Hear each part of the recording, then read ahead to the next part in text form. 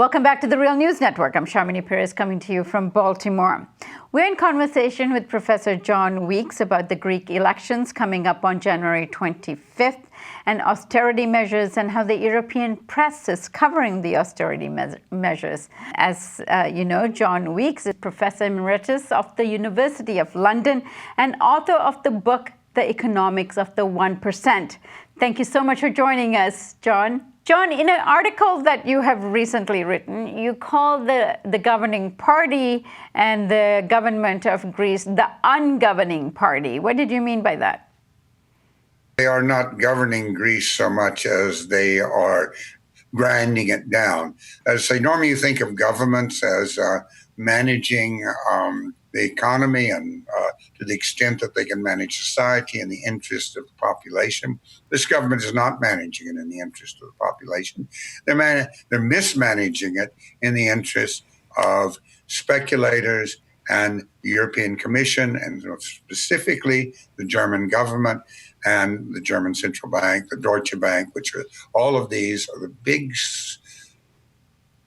are the ones that give a big push for austerity. So basically, we have a Greek government. I'm tempted to call it a puppet government, which is carrying out policies in Greece which in no way are beneficial to the Greek population, except for a very small portion of the Greek population, which is tied up with European and international financial interests. So this is, in the United States, for the most part, the government governs in the interest of the 1%. But there are programs that cover the entire population, and these, while they are reduced and constrained and starved of funds, they do continue. In the case of Greece, the government has taken a completely destructive approach to social services, in which it says, as long as we have a deficit, there's nothing we won't cut. We'll cut healthcare. We'll make it so when you go to the hospital, there are no nurses there. You can't get them. If you go to a pharmacy, you can't get the medicines.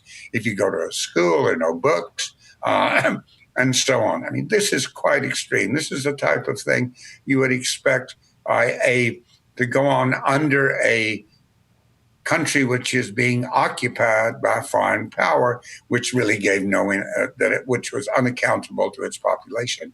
And that, in effect, is what the current Greek government is. And I very much hope they lose the election, but it is possible they won't, because in the election 2012, the European Union financial interests carried out, in propaganda terms, a reign of terror in which they sought to terrorize the Greek population and say, if you elect these, left-wing loonies of the Syriza party. I was in a debate with a Greek advisor to the Greek government who referred to Syriza as, wanting to turn Greece into another Albania. I mean, this is the propaganda of terror and desperation. Well, they were reasonably successful in 2012. Syriza came in second, but it didn't come in first. So it couldn't form a government. But now, as you said, it looks like that they're ahead. And I think in the next few weeks, 3 weeks or so, 2.5 weeks, there will be a renewal of this extreme language, but it does appear it's not as effective this time. Now, while the platform of the Syriza party, particularly in relation to the anti-austerity measures that they would implement, has great support on the part of the Greek public, and it's reflected in the opinion polls that are being carried out now, it is a very small margin that is supporting Syriza. And part of the discussion is also this, exiting the euro.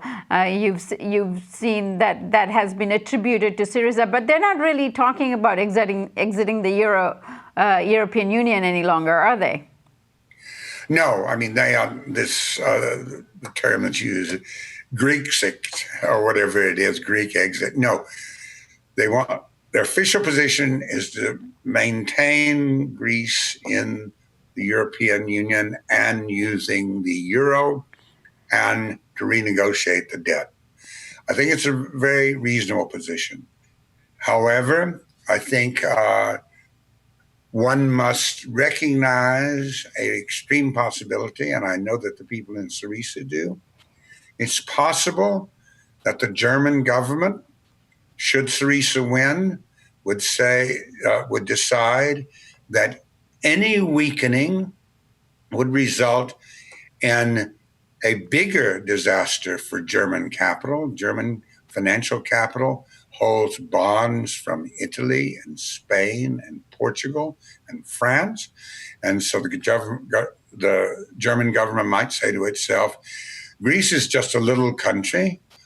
If we say no, absolutely not, and force them out, it's not going to hurt very much. It'll hurt a little bit because German capital is holding, maybe 50 billion euros in debt, but this is a drop in the bucket compared to the total assets of German banks.